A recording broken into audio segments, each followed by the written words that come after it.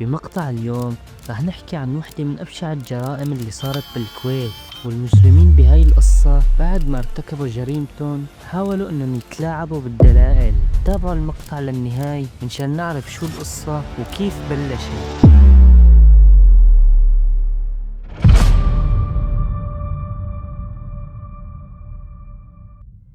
الشخص اللي ظاهر قدامكم رجال من الكويت اسمه مبارك الرشيدي، عمره 35 سنة، متجوز وعنده 5 أولاد. وطبعا الحالة المادية تبعيتهم كانت منيحة كتير، وغير هيك كان مبارك عنده مزرعة متشارك فيها هو ورفيقه اللي اسمه حسن. وبهي المزرعة كانوا عم يربوا فيها غنم وبقر ومن هالشغلات ويطالعوا منها مصاري ويعيشوا. وطبعا مبارك واللي اسمه حسن كانوا رفقات كتير، لدرجة انه في عالم من كثر ما بتشوفهم مع بعض كانت تفكر انهم اخوات.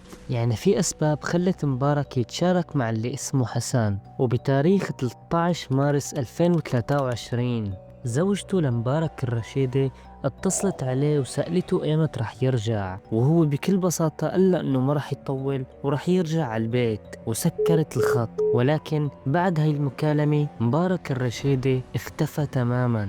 فاللي صار انه زوجة مبارك حاولت انها تتصل فيه باي طريقة، ولكن ما كان في اي استجابة، وهي ما كانت عارفانة شو بدها تعمل. فاللي قررت انه تعمله انه تروح تنام، والصبح بتشوف انه يا بيرجع، واذا ما رجع بتشوف شو رح تعمل. وفعلا رجعت على البيت ونامت، واليوم الثاني كمان ما في اي اثر لمبارك. فاللي عملته زوجة مبارك انه اتصلت بابوه واهله وخبرته عن كل شيء، واللي عملوه هن انه اتصلوا برفيقه اللي اسمه حسن. ومثل ما بنعرف حسن هو الصديق المقرب لمبارك الرشيدي، والغريب بالموضوع انه حسن كمان ما كان عم يرد على الجوال. ولما الاهل شافوا هيك الوضع دغري حملوا حالهم واتجهوا للمزرعة اللي بيملكها حسن ومبارك. وفعلا اول ما وصلوا شافوا سيارة مبارك، ولكن لما دخلوا على المزرعة وبحثوا فيها ما لقوا اي اثر لمبارك. ولكن وهن عم يدوروا عن مبارك شافوا شغلات غريبة بالمزرعة، شافوا بقع دم كبيرة وكأنه هون صاير شيء. بلشوا يجهزوا حالهم منشان يروحوا لعند الشرطة ويقدموا بلاغ عن اختفاء مبارك. وهن باتجاههم للشرطة حسن اللي كان ما عم يرد على المكالمات هو اتصل عليهم وقال لهم انه ما كان عم يرد لانه كان نايم، وسألهم انه شو القصة وشو فيه. فخبروه الاهل انه مبارك مختفي وما عم يلاقوه، انه هل هو بيعرف وين مكانه او وين اخر مرة شافه مثلا. فجاوبهم حسن انه فعلا هو كان معه بالمزرعة وكانوا سهرانين للساعة 12. وبعد ما خلصوا السهرة تبعيتهم مبارك راح على بيته، ولكن قال له لحسن انه ما دغري راح يروح على البيت، في عنده شغلة بده يروح يعملها بعدين بده يروح على بيته. وطبعا الاهل قالوا له انه هني رايحين يخبروا الشرطة، فقال لهم حسن انه يستنوه لانه بده يروح معهم ويخبروا الشرطة. وفعلا اجا وراحوا وخبروا الشرطة عن كل شيء. ولكن كانوا الاهل مستغربين من شغلة، انه حسن كان بارد كتير عن عكس العادة، وكان بارد لدرجة انه الاهل كانوا مستغربين انه رفيقك العزيز ورفيقك المقرب المختفي وهو مثل كأنه ما في شيء. وبسبب تصرفات حسن خلت أهله لمبارك يشكوا برفيقه حسن، وخبروا الشرطة عن كل شيء. وقالوا لهم للشرطة إنه حسن ومبارك بيضلوا مع بعضهم 24 ساعة، وأكيد إنه حسن إله علاقة باختفاء مبارك. والشرطة فعلا أخذت حسن وبلشت تتحقق معه أول شيء، وكانت إجاباته نفس الإجابات اللي قالها للأهل، إنه كانوا سهرانين مع بعضهم للساعة 12. وبعدين مبارك قال له لحسن إنه في عنده شغلة بده يروح يقضيها بعدين يرجع على البيت.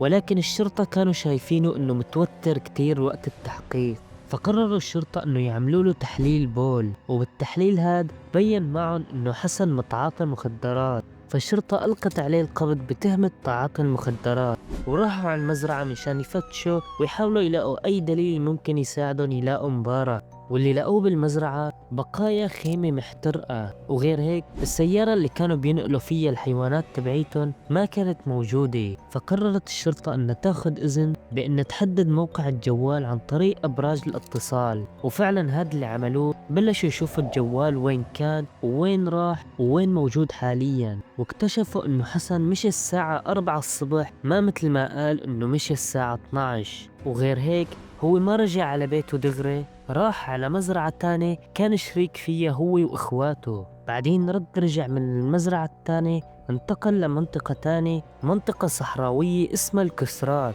وضل فيها ساعتين، وبعد هاي الساعتين رجع لبيته. وجوال مبارك بين معهم انه ضل بالمزرعة للساعة 3:30 الصبح، وبعد الساعة 3:30 الشريحة اللي بالجوال انشالت وما في أي معلومة عن المكان اللي كان فيه الجوال. فالشرطة واجهت حسن بالأدلة اللي عندها، فقال لهم عن اختفاء السيارة اللي بينقلوا فيها الحيوانات إنه هي إلى فترة مسروقة، وما خبروا الشرطة عنها. وبالنسبة للأماكن اللي ظهرت معهم بأبراج الاتصال، قال إنه هاي مانا صحيحة وأكيد فيها مشكلة، أو إنه الGPS مضروب، لأنه هو فعلا مش الساعة 12 وما في من الكلام اللي هني قالوه. فالشرطة قررت انه تفحص سيارة حسن كاملة، ولما بلشوا انه يفتشوها كانت السيارة نظيفة كتير وكانت منظفة بمواد كيميائية. فاللي عملته الشرطة قررت انه تفك الكراسة تبعيت السيارة، وبعد ما شالوهم شافوا بقعة دم كانت موجودة تحت كرسي السواق،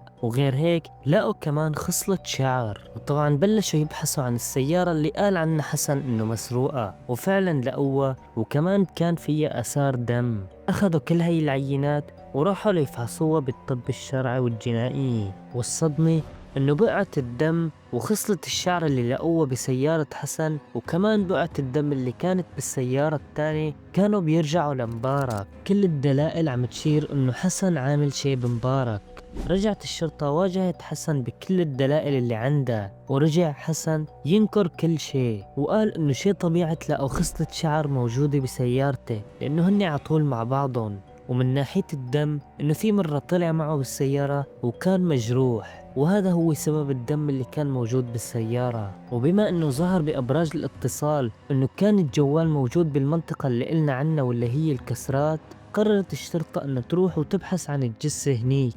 وطبعا الشرطة نشرت كل تفاصيل الجريمة، وفي كتير عالم شافوها وقرروا انه يتطوعوا كمان ويصيروا يبحثوا معا عن مبارك بمنطقة الكسرات.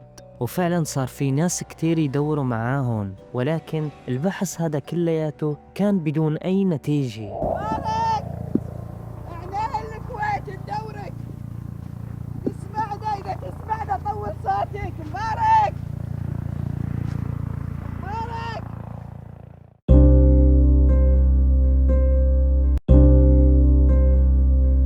شيء أشكركم يا قناة سرمد، هذا من أكثر موضوع أخذ إعلام شيء مو طبيعي بالكويت من قناتكم ومن تأثيركم ومن صوتكم وصوتنا اللي وصل. والله يعطيكم. هذا واجبنا وأقل شيء نسويه في قناة سرمد. بس كلمني عن التوافد الغفير للمواطنين اليوم، الكل فزع، الكل. هذا شهامة أهل الكويت، هذه تعاطفه، هذه يريحنا ويطمنا.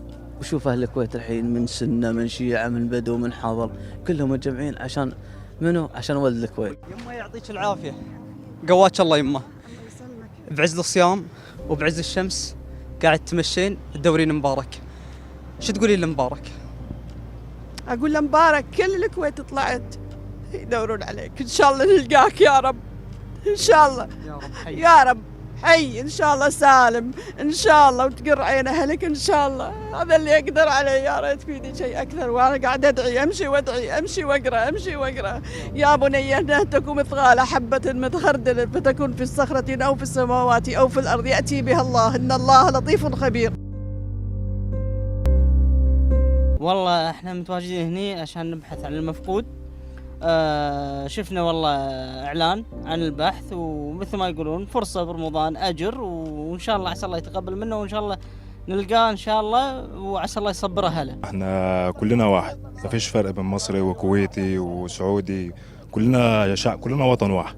أنا شفت الخبر على تويتر فورا، حاولت أتواصل وأشوف اللوكيشن الموجود فيه المكان، وجيت بأقصى سرعة عشان أشارك معكم. في النهاية إحنا إخوة. اليوم إخوانكم في مباراة مطير اللي هي مباراة الجميع.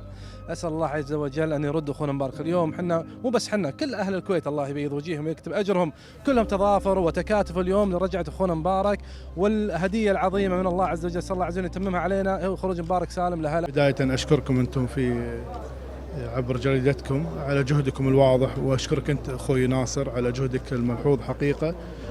اليوم يعني بفضل الله عز وجل هذا التواجد الامني يشكر عليه الاخ النائب الاول معالي وزير الداخليه، على هذا التفاعل الأمني الكبير في حملة العثور بإذن الله على مبارك الرشيدي. احنا كما عاتبناهم في الأيام الماضية نشكرهم اليوم على هذا التواجد. مواطن كويتي في بلد الخير وفي بلد الأمن لا يعثر عليه ويفقد، وهناك على قولتهم خيوط في هذه القضية. يعني كان يفترض أن تفك هذه الخيوط مبكرا. يا راد يوسف إلى يعقوب، رد مبارك إن شاء الله إلى هلا سالم وغانم يا رب. قررت الشرطة أنه ترجع تبحث بجوال حسن، ولقوا أنه في مجموعة مكالمات بين حسن ورقم غريب من مصر، واللي قدرت تعرفه الشرطة أنه صاحب هذا الرقم بيشتغل بشركة أدوية، وغير هيك أنه صاحب هذا الرقم كان موجود بالكويت ورجع على مصر بعد 48 ساعة من اختفاء مبارك. فالشرطة بلشت تتساءل إنه ليش بعد ما اختفى مبارك ب 48 ساعة هذا الشخص رجع على مصر. فبلشت تشك الشرطة إنه أكيد هذا له علاقة باختفاء مبارك، والشرطة الكويتية تواصلوا مع الشرطة المصرية وطلبوا إنه يتم التحقيق مع هذا الشخص. وفعلا الشرطة دغري ألقت القبض عليه وبلشت تستجوبه، وقال إنه هو فعلا رفيقه لحسن، وكانوا دائما بيقعدوا مع بعض بنفس المزرعة تبعيت مبارك اللي كان متشارك فيها مع حسن، ولكن كان يقعد بالمزرعة مع حسن بدون علم مبارك. وبيوم من الأيام كان هذا الشخص قاعد هو وحسن، وقال له حسن إنه في مشاكل بينه وبين مبارك من لما كانوا مسافرين للمغرب، وبلش يقترح عليه حسن إنه ينتقموا منه ويقتلوه. وفعلا بلشوا يخططوا للموضوع، وهذا الشخص دغري وافق إنه يساعد حسن. وفعلا بيوم من الأيام كان حسن وهذا الشخص موجودين بالمزرعة، فالشخص اللي مع حسن تخبى وإجا مبارك على المزرعة وقعدوا يشربوا شاي، واللي كانوا عاملينه حسن واللي كان معاه حطوا له مخدر بقلب الشاي مشان ينام، وأول ما نام ارتكبوا فيه الجريمة وقتلوه. وطبعا الجريمة كانت بقلب الخيمة، وبعد ما عملوا جريمتهم صارت الخيمة كلها دم، فاللي قرروا يعملوه انه يحرقوا الخيمة منشان يخفوا كل الأدلة. وبعدين حسن تواصل مع أخوه وعطاه الجوال تبع مبارك وقال له يروح على منطقة الكسارات، لأنه هني كانوا عارفانين إنه الشرطة ممكن تراقب أبراج الاتصال وتشوف الجوال وين، فبالتالي رح يشوفوا إنه جوال مبارك كان بمنطقة الكسارات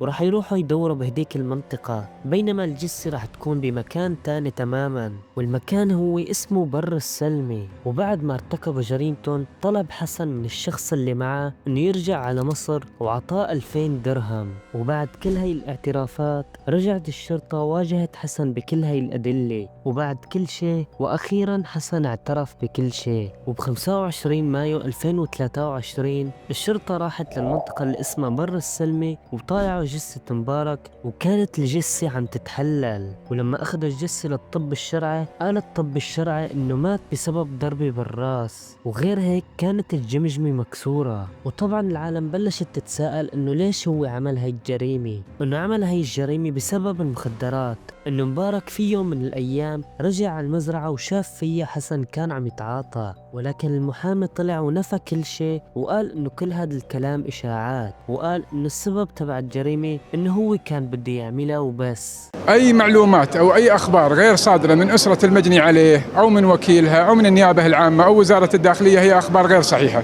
ما تتناقله بعض الحسابات سواء الإخبارية أو الحسابات اللي بأسماء مستعارة هي القصد منها التكسب وخدمة أهداف وضرب أشخاص معينين أو خدمة حتى ممكن المجرم الغادر يعني. فهذه جميعها كلها غير صحيحة، نفيناها أمس ونعيد نأكد عدم صحتها، وأن لا وجود الشيخ ولا أيضا وجود لأي مخدرات متعلقة بالواقعة وظروف الدعوة الجزائية. المتهم قد يكون مرتبط بقضايا أخرى، ولكن المرحوم رحمه الله لا يرتبط بهذا الأمر ولا علاقة له بأي أمور أخرى. اليوم الحمد لله تم إكرام المغدور به ودفنه والصلاة عليه في مقابر المسلمين والدعاء له من قبل كل أفراد المجتمع الكويتي من مواطنين ومن مقيمين شرفاء شاركونا بالبحث وشاركونا بالدعاء. كل الشكر لهم. هذا خفف الكثير من حزن أسرة المغدور فيه، وأيضا ساهم في تخفيف الوقع عليهم. اليوم نتقدم كلنا بالتعازي إلى أسرة المغدور به مبارك الرشيدي، ونقول بإذن الله الخطوة القادمة والأهم عندنا الآن بعد ما تم إكرام مبارك رحمه الله هو القصاص من المجرم الغادر والحصول على حق ورثته بإذن الله قريبا في المحاكم الكويتية. وبالأخير المجرمين الثلاثة حسن وأخوه والشخص الثالث اللي كان معاهم انعرضوا على المحكمة، وب3 نوفمبر انحكم عليهم بالإعدام. وبس هون بنكون وصلنا لنهاية المقطع. لا تنسوا انكم تضغطوا على زر الإعجاب وتشتركوا بالقناة وتفعلوا زر الجرس ليوصلكم كل شيء جديد.